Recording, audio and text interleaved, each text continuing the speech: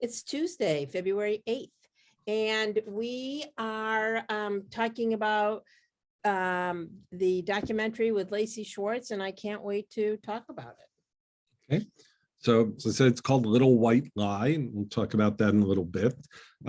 We haven't done many documentaries, if any, actually. I don't think we've done any in our Real Jewish Classics class.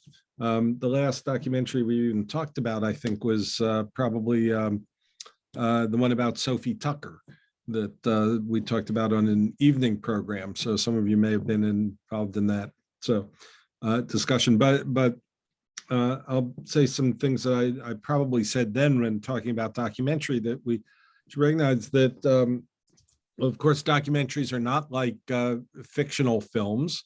But at the same time, they're not exactly truth either. I mean, we need to understand that a documentary is not just a document of reality, of what actually happens. It's always a selection of reality, right? So we might have some questions about what's in a documentary and what's left out of a documentary. One of the most famous examples of how this works. I recently saw this again on, it was actually on TCM recently, Letter from Siberia, a documentary by Chris Marker, who was actually part of the French New Wave, along with people like Francois Truffaut and Jean-Luc Godard. So he makes a documentary about life in Siberia. And at one point in the movie, he shows the same scene of people dragging a long beam across a road to sort of grade the road for paving, right? And he uses as a voiceover, something about the indomitable spirit of the people of Siberia who work together to make this road, right? And then he shows the exact same scene again, but this time the voiceover says, "These are the poor people of Siberia who are forced by their Russian leaders to drag a beam across a horrible field of pebbles," right? Those is the, and so the very same image described two different ways, right? So, and the point, of course, he was making in this documentary is that there is a lot in the storytelling in the documentary that makes a difference, right? So things can be interpreted more than one way. And so so there is still this element of creativity and selection that goes into a documentary film, which is worth thinking about in terms of how it's created and composed. And so some of the same things that we bring to talking about a fiction film, we bring to documentaries as well. How is it edited?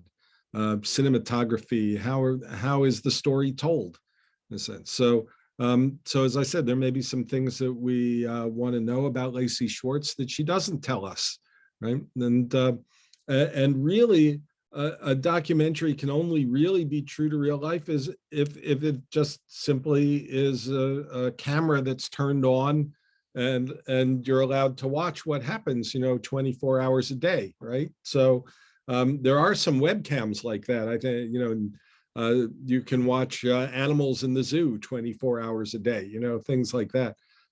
Even some filmmakers over the years, not that anyone would want to watch it, I don't think, but I believe Andy Warhol made a movie called Sleep, which was 8 hours of somebody sleeping, right? So no selection of reality, no changing of camera angles, right? Simply a document of something that happens in front of the camera, right? Well, a documentarian who puts together a work like this, right? So the first thing that Lacey Schwartz has to think about is what images does she have, right? Photographs from childhood, home videos, those kinds of things. It may be that there's something that she really wanted to talk about, but she doesn't have any film of it, right? So if she still wants to talk about it, she's got to think of another way to illustrate it, right? So there are a number of ways to skin the cat, but in all of them, you're picking and choosing what it is you're going to tell us, right? So the first kind of deliberate choice that I think she makes is that she starts and ends her film with a wedding, which, by the way, some of you may have heard me say that if you go back and look at the old Yiddish movies, right? If you go see a movie in Yiddish, sooner or later, there's going to be a wedding, right? It's a convention of the Yiddish film industry that whether it's a comedy or a drama, there's going to be a wedding scene. And a lot of our movies that we've seen over the last few years have included a wedding scene. So it's interesting whether this is a very deliberate thing on her part or not, but the evocation of the Jewish wedding, that's an interesting thing in this film. So and of course it also becomes a framing device. So the movie begins with shots of the farmhouse where the wedding is going to take place, the wedding dress laid out for the bride to put on, the table cards, right?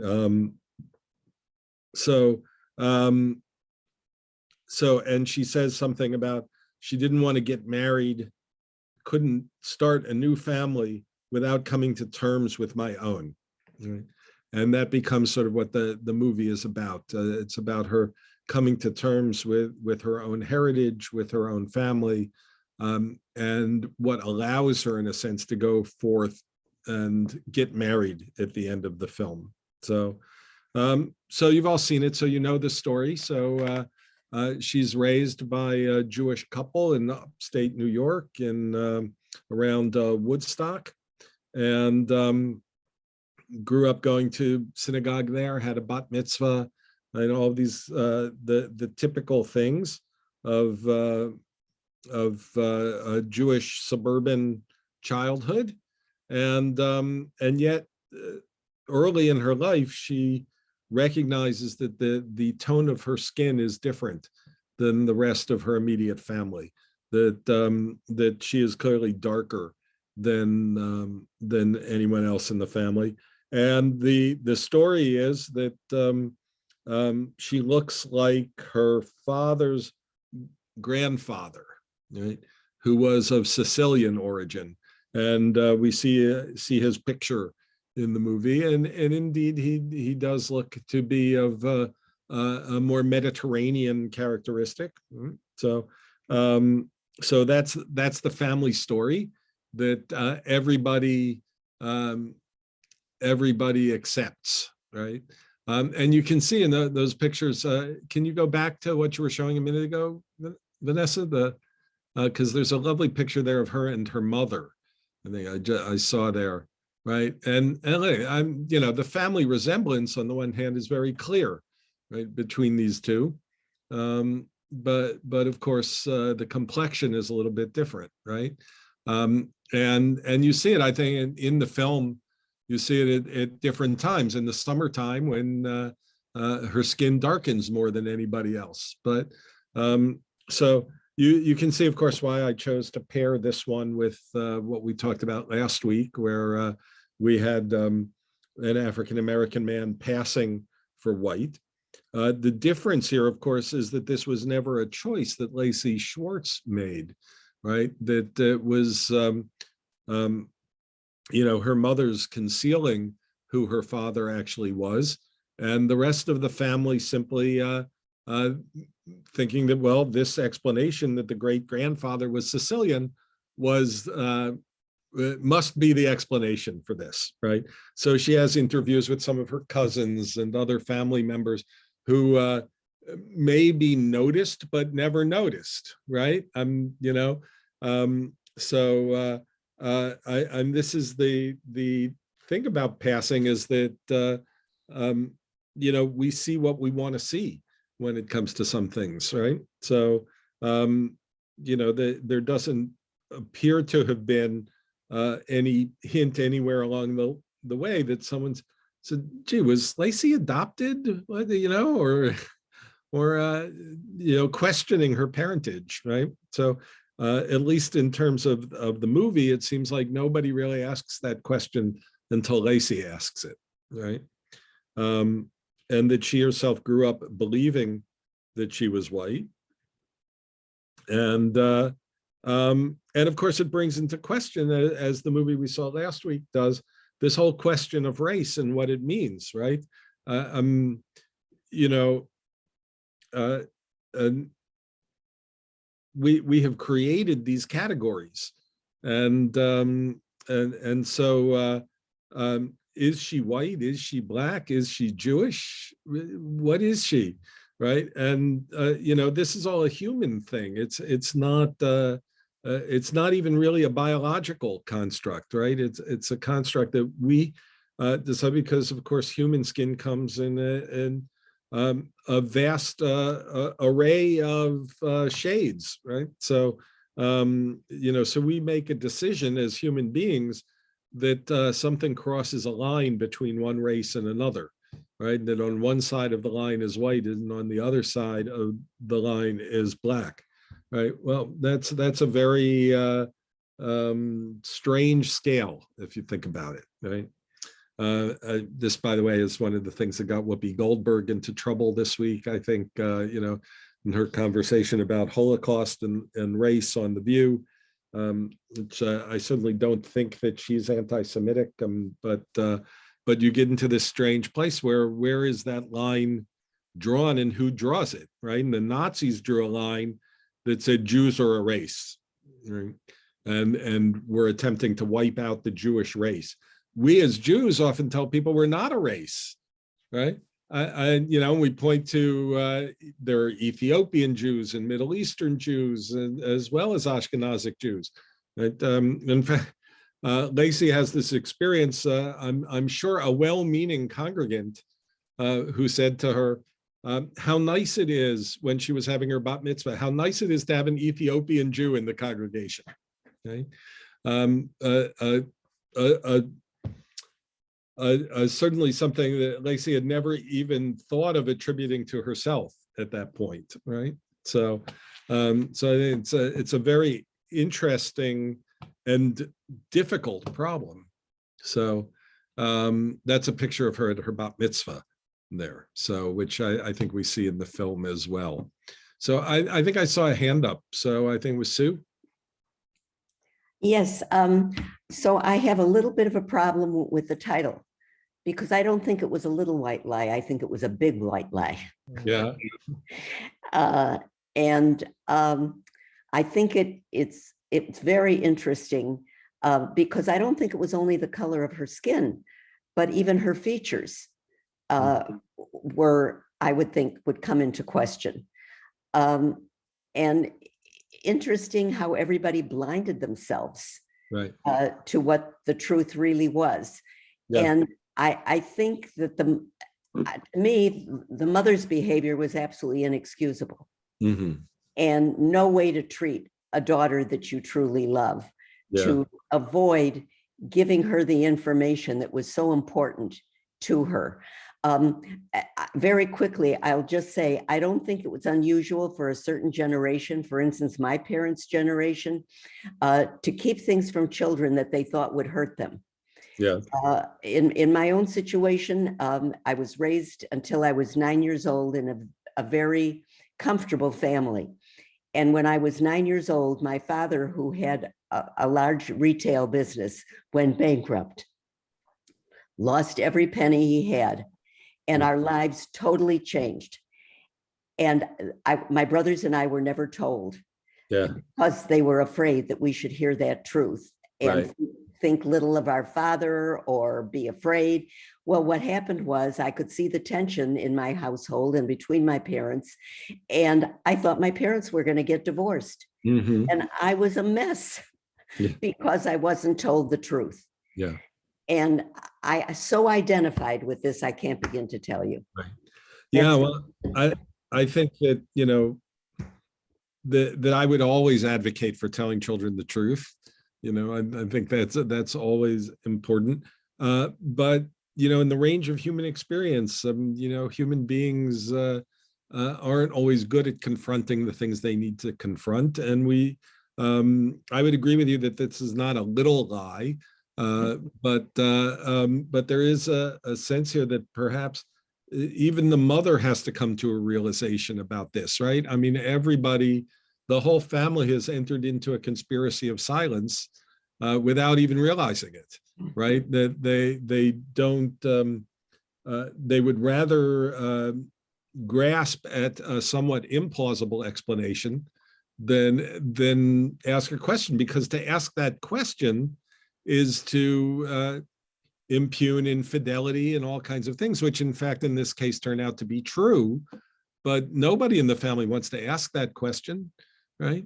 So they'd much rather settle for the explanation, right? That oh yes, of course, there's a dark-skinned ancestor, right? That's part of this. I see Linda's got a hand up. Yeah, my observation of this was, I found it a little bit inconceivable that a husband didn't realize that his wife was fooling around. And this was for years. And it never really came out from the mother because she was in denial. She never really said how she felt about the other fella or about her husband and why there were no other children. I mean, that never came out. That was the first thing I thought of, was there a problem in their relationship? And what was the matter with the father that he just could not face this and nobody else did? So some of this, of course, is what we were talking about at the beginning, that the director of a documentary presents us with a selection of reality, not necessarily everything there is to say about this. And so the movie in some ways leaves us with some questions. And of course, that relationship is not completely unexplored in this movie, but perhaps not to the depth that we would like. Right. I will say again, I mean, people keep secrets like this, for generations, right? People have successfully had two families, right? In two different cities. I mean, those kinds of things, people do that. We hear about it when people find out about it. So just think about that as the tip of the iceberg, right? The situations where you find out about somebody's infidelity.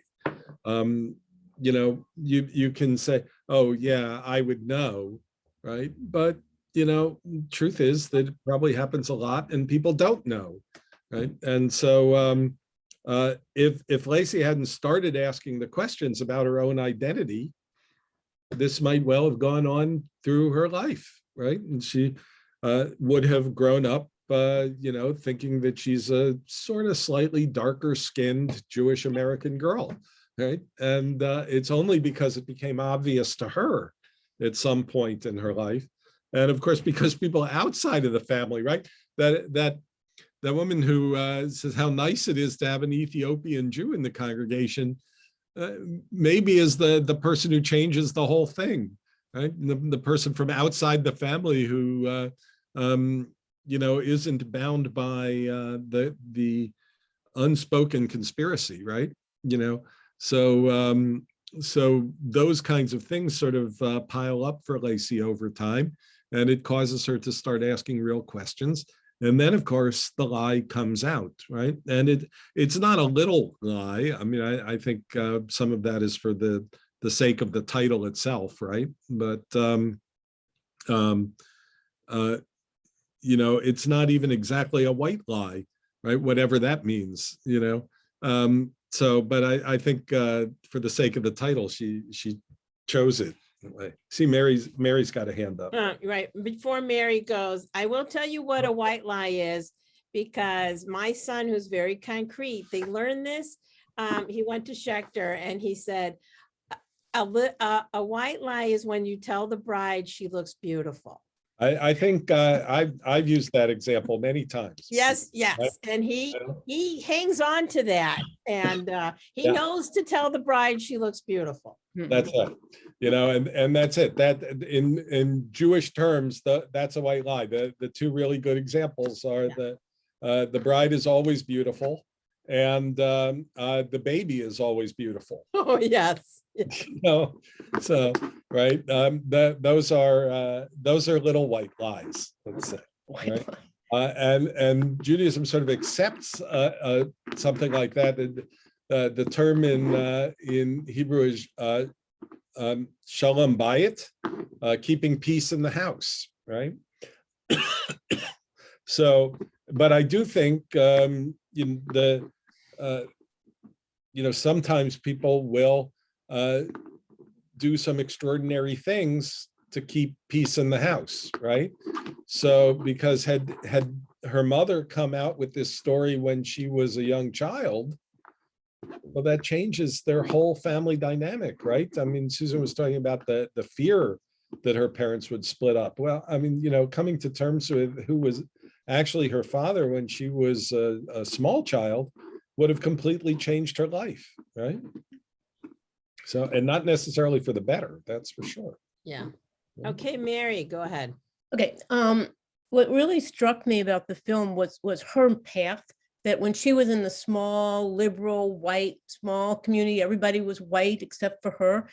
She didn't see her difference at all. I mean, she was just fine in elementary school. When she went to high school in the next town where there were Blacks, all of a sudden she started questioning. And then when she got into the bigger world of college, which is the real world where people really do look at people and say, oh, you're this, you're that, and put everybody in boxes, that's when she really had to deal with it big time. So it was sort of I thought of it kind of like a moth coming out of a cocoon. You're really protected for a while, but then when you start to emerge, Yeah. a lot at play. And it spoke, I think, highly of the world at large beyond. And it started when she was, I thought it was really interesting. It started at her bat mitzvah when someone said, are you an Ethiopian Jew? That was the first time really that she said, I felt alone, and it really, and I felt really sad about that. That had to be her bat mitzvah, that she had to feel that way. However, I just thought that was a really huge remark about American society and how we categorize people by the color of their skin or their features, curly hair, or whatever it is. I felt that was, but I thought it was a very real commentary because it goes back to what you can't, when you have certain features, you can't just get rid of them. You can't bleach your skin. You can straighten your hair, but they're just things you cannot change. You cannot. So for her to pass as white once she got into the real world would have been very, very difficult. Mm-hmm. I thought that whole thing was sort of interesting to watch this emergence. Yeah, and it actually, she does mention, it does come even earlier than her bat mitzvah. She talks about a diary entry that she found when she was 11 years old, where she says, I wish I had lighter skin. Right. And yet, you're 11. If there's one thing I could change about myself, just one thing. Right. Yeah, right. And so there she's 11, she's growing up in a neighborhood that's almost 100% white, and in a family that has an explanation for her about why her skin is darker than other people in the family. And yet she's already feeling internalized a kind of a shame about the color of her skin, which of course, I mean, there's, the indictment of the American society and the American system right there, right? That an 11-year-old child should feel that the color of her skin is inadequate, right? And so, I mean, that's when we talk about institutionalized racism, right? It's not necessarily the things that people actually say or the things that they actually do. It's that what's normal is light skin, and therefore this 11-year-old girl thinks that she's not normal. Right? That's institutionalized racism. That in a sense is what we're really talking about. It's not the it's not the overt racism of the Klan and people like that. It's that we've created a society where there's a norm, and the norm is white. I mentioned this documentary last week too. It keeps coming up for me. When We Were Kings, the story of Muhammad Ali and George Foreman fighting in Africa, and the experience that the two of them had getting off a plane in a place where for the first time in their lives, the majority of the world around them was African, right? And, just the experience of seeing an army made up of Africans, a government made up of Africans, right? It's an incredibly powerful thing for them. It's why, people treated the movie Black Panther a few years ago as if it was a real place, Wakanda, and, the Prince of Wakanda, right? I mean, it's a place where the norm is different than the norm that we're used to growing up with here. And of course, that white people don't even recognize is the norm, right? It's because that's the ocean that we swim in, right? Yeah. So she rolls this story out a little bit more slowly than we did in our conversation this morning. So she paints a picture of her Jewish suburban upbringing and the holidays and life in the synagogue and all of those things. That her parents are sort of the Jewish family dream come true, sort of programmed to meet each other and get married, so that's what's going to happen. So this sort of picture perfect life, I think she describes it at one point, that her parents met when her mom was 16 and her dad was the supervisor of the day camp where she was working as a counselor, and they got stuck together, and it was the neighborhood romance. It was meant to be, and that was what was going to happen, and so they got married, right? And Lacey was born in 1977. Alice, you wanted to add something? Yeah. Now that you're bringing up the parents' marriage, one thing that struck me is that Lacey includes information about a lot about how her parents met, and a lot more from her mother's point of view, I think, than the father's. Why they got married and blah blah blah blah. And that's at the beginning, and then towards the end, she's talking to her mom again about her getting married to her dad. And I just said to my husband, Bob, before class, that one thing that struck me in both of those conversations, the mother never used the word love. She said, he was good looking, he made me laugh, he made a good living. And and at the beginning, she kept talking about how it was kind of like preordained, like this was what was expected. But she never used the word love, which really, I think, was the crux of the problem. I don't think she ever really loved the father, which was really very sad to me. Yeah, I mean, there are a lot of very sad scenes in this movie, if you ask me. I mean, and most of them involve her talking to one of her parents or the other, right? The scene with her father, for me, is pretty devastating.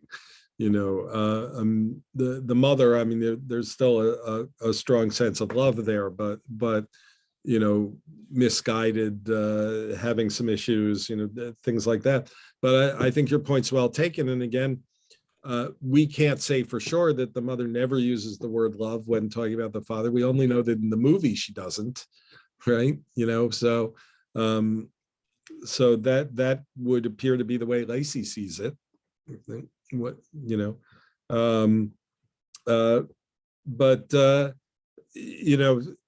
Who's to say what you would say if someone was interviewing you? Where would you start? When you're talking about your partner in life. So, those scenes are quietly devastating, right? I mean, the scene with her father in particular, where I think he's so detached, right, is really difficult. Now, of course, we understand that he's got to come to terms with the fact that he is not the biological father of this child, right, of this young woman. And so she's asking him for something, and he's got a lot to process himself, right? And so it does in fact cause the breakup of a marriage, and it may suggest to him that he had been living a lie that he didn't know he was living, right?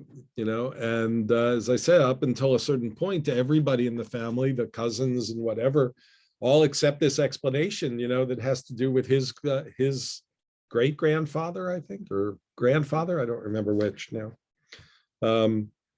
But it's a very sad story, that says.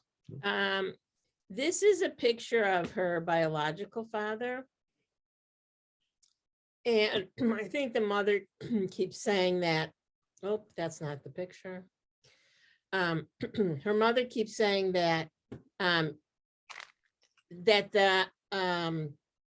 her father who brought her up had a good job. He worked at the park district. I think he looks just like Lacey, and not until her biracial friend in high school, I think it was, said, you look just like him. And it was a family friend, and he used to come over. Yeah. You know, that's just kind of amazing. Yeah. And Yeah, the high school boyfriend who's biracial, you know, yeah, I'm you know, these terms are all these human created terms about race, right? That I'm not really comfortable with them so much, but he's again sort of the outsider for the family who says, really, you guys have all been believing this story all this time, right? You know, when there's a much more plausible explanation right here, right in front of you, you know, and so he again, like the woman who says it's nice to have an Ethiopian in the congregation, you know, is someone who really recasts the discussion for Lacey, right? And the high school, of course, which is more diverse and all those things. And then, as you said, Mary, I mean, really, once she gets to college, you know, then it's, which is, of course, a time when kids are establishing independence and their own identity and all those kinds of things, that she becomes a part of the Black Student Alliance at the college.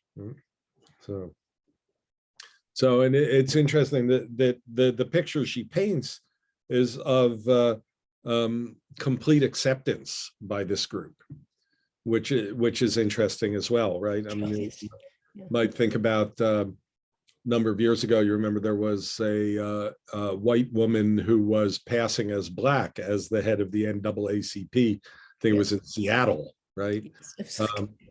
You know, and saying, this is my identity, right? This is who I am. And the community essentially rejected her and said, no, you can't do that. You know, passing only goes one way, right? You know, which again tells us something about host culture, right? It's not permissible in a sense to pass for someone darker than you. Interesting problem, right? Mary, you have your hand up. Is that from? Yeah, I have two comments. One, I'm going to follow what you said because I think it's really interesting. I'm reading the book right now, Cast, and it's really fascinating because a lot of this movie has to do with that. Yes, it's not acceptable to pass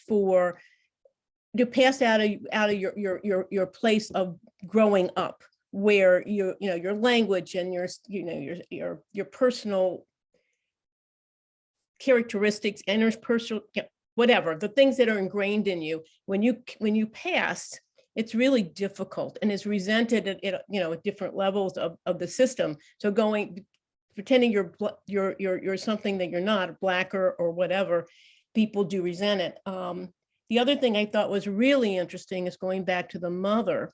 She married her husband, she said, because he could provide a good living, which is protection.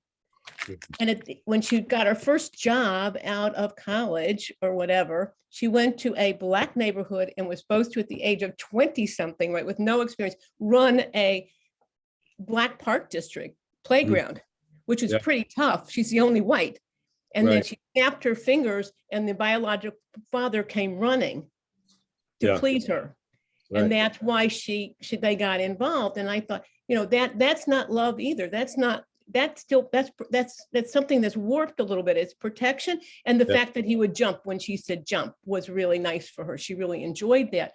So Right. that was the other thing, is that I think it really spoke to her insecurities or her weaknesses or whatever, and not keeping the lie, so to speak, was a way of protecting herself from reality.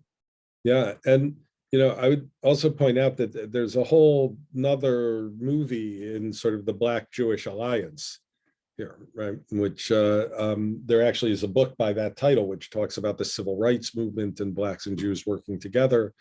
My friend Rabbi Cy Dresner, who just recently died, was the rabbi who organized the rabbis who marched with Dr. King, right?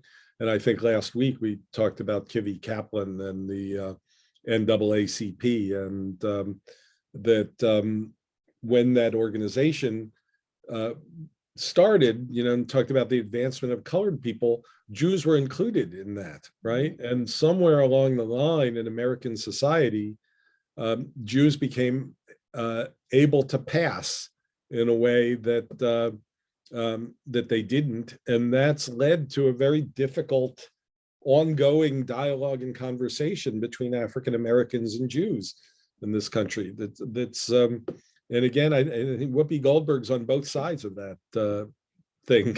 When it comes right down to it, I mean, she's been very Jewishly involved over the years, and also, of course, involved in the African American community. So, so the fact that there was a Jewish woman working in an African American neighborhood running the Park District in the time that was happening is not surprising at all. It would be more surprising if it was a white Protestant running the African American Park District, right? So there's that connection, but there's also that ability of Jews to I think the term is that kids are using now is code switching, right?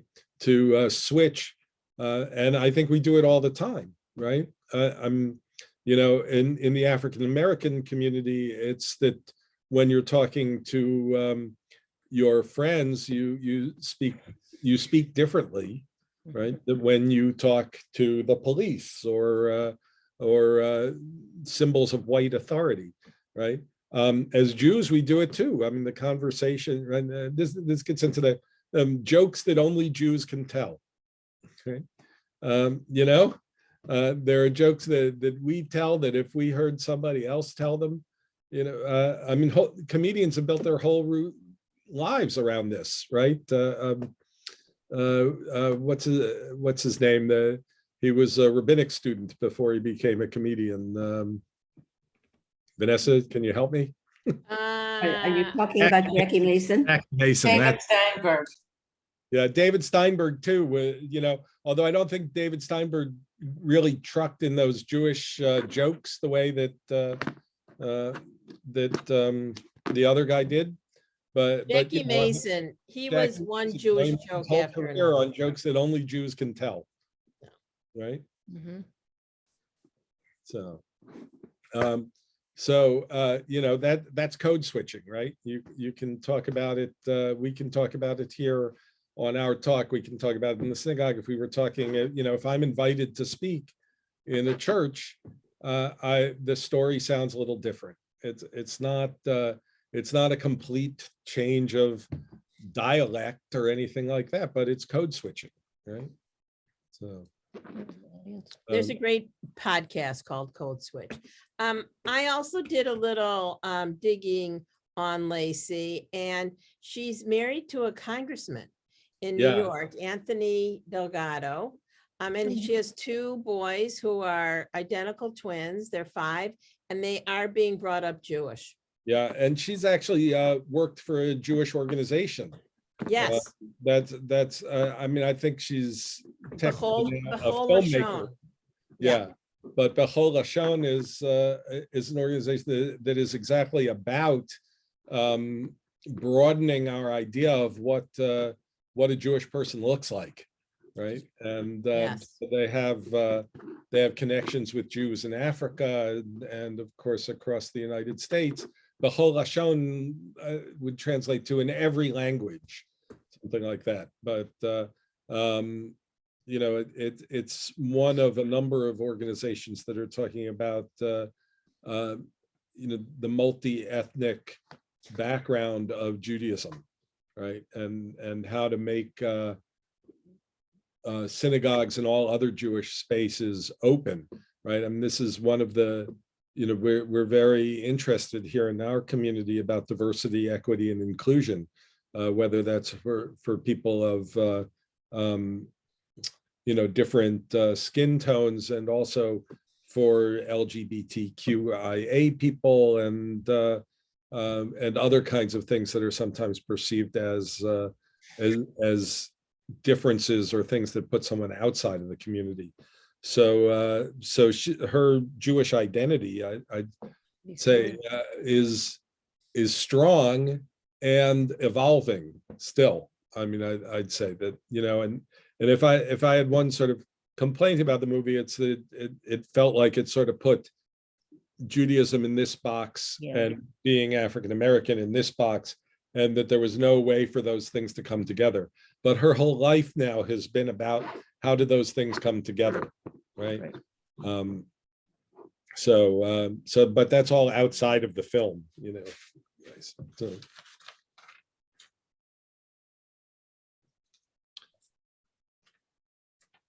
So other thoughts about it? I do have to point out that her last name was Schwartz, which, and is still Schwartz. I think she goes by Schwartz Delgado now, but I think she mentions at the end of the movie, of course, Schwartz in German and in Yiddish means black.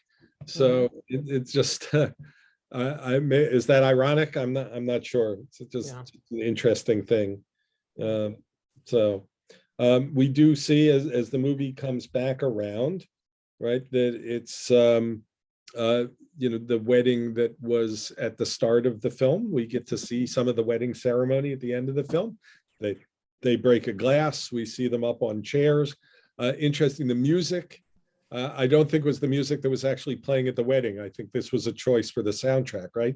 So instead of hearing Hava Nagila while they're up on chairs, it's Nina Simone singing "I'm Feeling Good," right? Which I think is a really kind of neat juxtaposition of the African American experience and the Jewish American experience at the end of the movie. So, and you will find, if you look at in the end credits, so who funded this movie?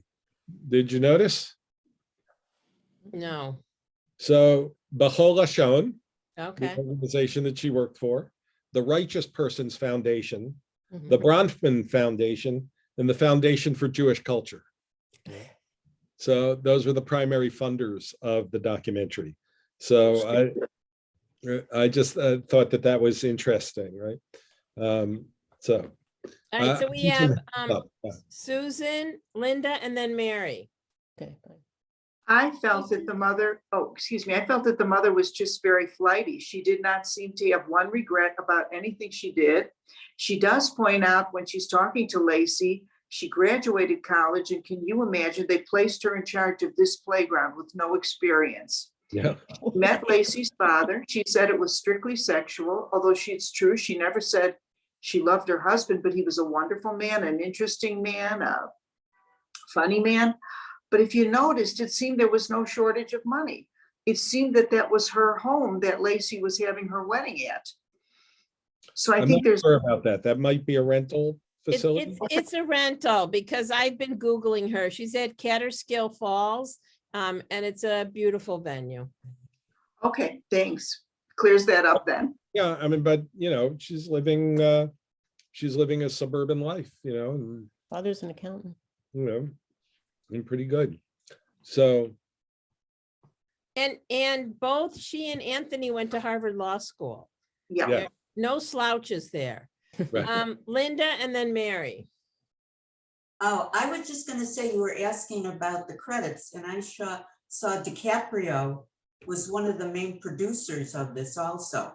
Oh, interesting. So that's what I wanted to point out. I was very surprised that he was involved with it. Yeah, that he's got a production company, and I guess they were involved as well. So. And I still think that there was some issue that the husband was in denial of this whole relationship because, I mean, I don't know. She said, if I would have stayed with your father, I wouldn't have had you. So I don't know if there was never the great love affair that maybe they were to, because there were no other children. And that's what really, I mean, it wasn't that she couldn't have children, but it could have been that he didn't have children or he didn't have an interest in it. And it took Lacey to bring out for them to get divorced. But I don't think they were happily. I think it was all a facade that they were living. It was just a big facade. Everyone was in telling a story to one another. Yeah, I think that may be right. Oh, that's how I saw it. Yeah. Mary? Okay, this is a step back a minute. I've read several books more recently on the vanishing half of two twin sisters, one, and they have light skin, and one Right. becomes white and one stays black. Yeah. But the anguish of passing, the sister who passed had a lot of anguish. And then the color of water, where a Jewish woman that marries a black man and becomes black and not Jewish. And there was a lot of pain in that book also. It's not an easy thing. You think you're going to pass into, you're going to be able to pass and have some peace, but it doesn't seem to be from these, what I've reading, you really don't have peace. You're kind of at war with yourself or the world or your kids, or, I mean, it's just not an easy thing. And the movie, which I think got shut out in the Oscar nominations this morning was Passing. Yeah. Which So much. had several Oscar-worthy performances, and I don't know. I think it got completely looked over. I only looked at those nominations briefly this morning. We have Alice and then Carla. I'm reading a book now about a black woman that needs to pass as white. And I thought a lot about this book in that respect. But what I really wanted to say was the fact that they had no more children. I wonder if that would have made the discrepancy if the mother and the father, her husband, had a child that would obviously be white, what that would have done to the balance and the secret. Yeah. Well, you can't know, but it certainly would have changed things, right? Carla? I came in late to this conversation today, so I don't know what all you talked about, but I'm just reminding myself as I'm listening to you, Ike, and other comments, this is not a movie, but a documentary. And in real life, we make mistakes. I have a lot more sympathy with the mom than the dad character, because I think sometimes you do perpetuate a lie in order not to hurt people. And that lie, the longer it sticks, the more you need to perpetuate it. I don't remember what actually caused the breakup of the marriage, because it was a functional marriage. But I'm also sympathetic with the daughter, but she turned out to have a great life, found her path, and all is good in the end. I'm less sympathetic with the father, because in the last scene with the father, I had the sense that he was really having trouble. He loved this daughter very much until she became Black. And he seemed to have a real built-in prejudice that he wasn't going to be. That's just how I interpreted that scene where they were trying to. I think that's possible to interpret it that way. Of course, he's also coming to terms with the fact that he's not her biological father, which Well, who cares? He raised her and loved her, and she loved him. I think, I mean, I think it's maybe too easy to say that who cares, you know? I mean, I think it takes, you know, hopefully time, you know, with time, things get better between the two of them. But in that moment, it's just extraordinarily painful how separate he is from her, right? And how, you know, so whether that's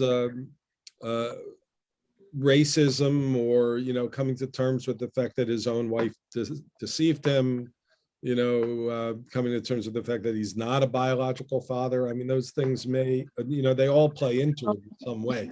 Who knows which, you know, what's more important in that equation. His But daughter didn't deceive him. no, she definitely did not. She doesn't deserve that from him. Right. Right. right.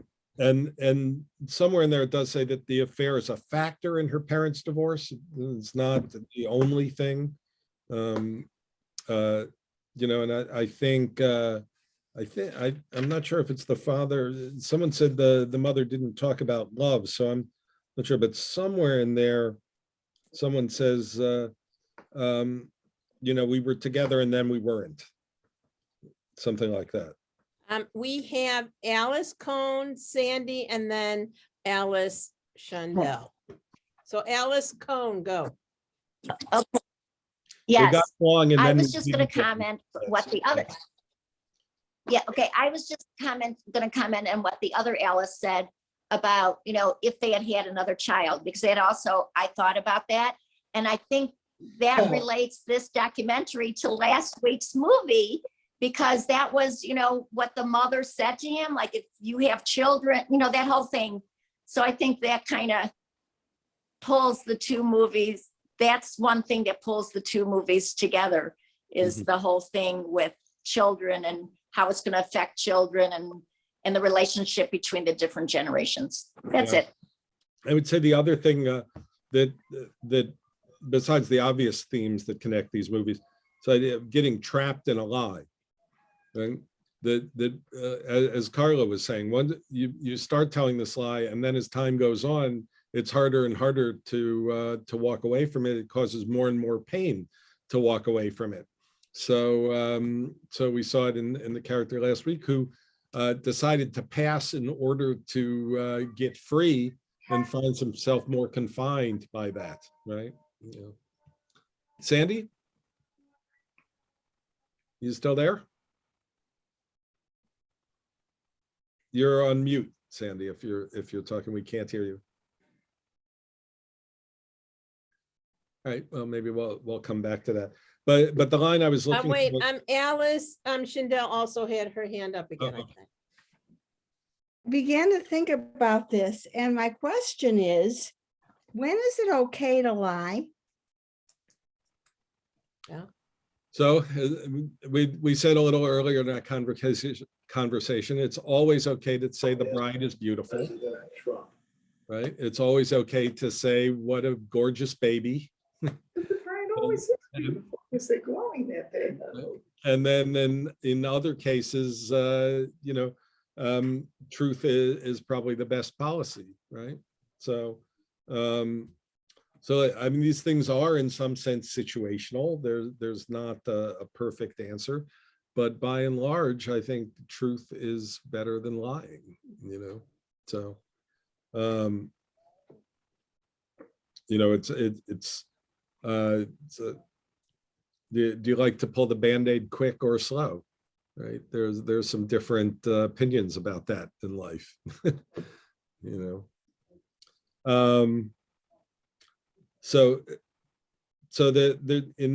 in the middle of the movie, there's this, while she's still in high school, it says her parents' marriage began to unravel.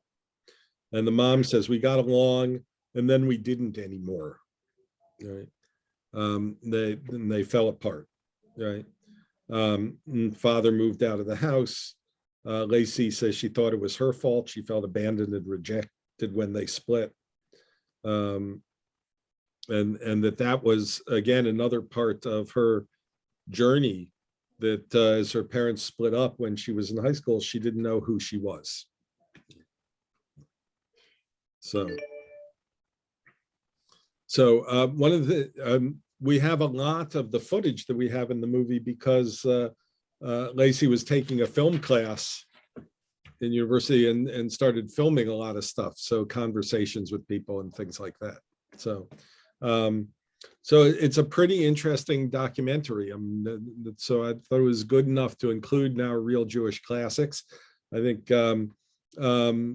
she's really made something special here. So Sandy, I see you're back. Can you unmute? Sorry, a doctor called in between. Okay. I thought that they had been married quite a while before she got pregnant with the child. So I wondered if possibly she couldn't get pregnant with her husband.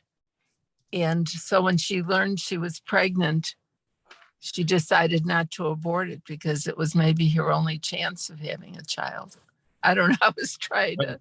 It could be. I mean, you know, we have no evidence one way or the other, I think, from the film, right? And if that's a question that she asked her parents, she doesn't include it in the movie, right?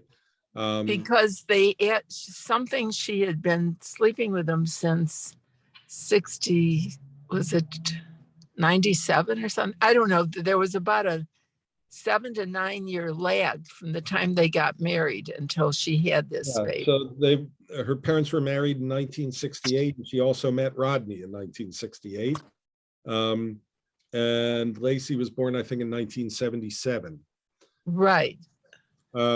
So we obviously have no way of knowing, were they trying to have a child for all those years and excited when she became pregnant, or were they never planning to have children and then she became pregnant? We don't know the answer to those questions. But thank you for choosing this movie. I really enjoyed it and passed it on to my children. Good. Yeah, it's definitely worth watching, and I think it really is. You know, this is a question that's going on. You know, I love this character. I love that she's found her Jewish path in life, and you know, so, and as Vanessa mentioned, she's raising her twin boys Jewishly with her husband, who is not Jewish, certainly by birth. I don't think he's converted, but is from a district actually up near where my father was from. He's the congressman from Schenectady and Saratoga Springs, so which is where my dad grew up. But well, we all smiled when we saw the wedding. Yeah, very much a supporter of Israel and of all kinds of Jewish causes. Part of that is coming from New York, but he's not a New York City representative. He's from upstate, which has traditionally been more conservative, more Republican. It's an interesting district that he represents. He's only been in office for 1.5 years, so whatever. I think he's still a first-term congressman, so so he'll be up for re-election in November. So we'll see what happens. So it's 3 o'clock. I see that next week is Chariots of Fire. First, I didn't get the tie-in, but after watching all of the Olympics, I realized that that's the tie-in. Good choice. I haven't seen it in a long time. I know it does have an anti-Semitic thread in there, and we'll see everybody next Tuesday. And if you have any questions, you can all see me tomorrow. Rabbi Evan is doing controversies through Jewish history. So. And I would say more than an anti-Semitic thread, it's got a Jewish thread. Yes, yes. It's, you know, it's about a Jewish athlete and a Christian athlete on the same team in the 1924 Olympics, I believe. Yeah. Okay, it's great seeing everybody. Oh, that's beautiful. Carla, I don't know what that is, but. Yeah, Carla and I share a love for jigsaw puzzles. I was just showing you that what I'm working on. Every section was fun until the last one where I'm sitting here doing, which is still fun. Has anybody ever tried a white puzzle? Oh, I No. do. Oh I my do God. jigsaw puzzles all the time, but I only do 1,000-piece ones. Yeah, these are. Yeah, I do 1,000 too. I piece. like those too. Oh, my. But nobody wants to do one that's all white, right? But Where- No. I just talked to somebody who did one. I mean, I can't imagine. Me I mean, neither. Me I- either. you know, but You might as well turn the one you're doing over and use the gray yeah, side. right. That's Okay. right. You gotta right, go out be and well, buy a white everyone. puzzle. You can just do everyone you've done, just went backwards, upside down. I'm gonna bring a couple to the bat mitzvah. You Okay. can bring me a All right. couple. Oh, a couple that you've done? All right, Yeah. that sounds good. All right, bye-bye. Bye-bye. Sorry, sorry. That's okay. Thank you.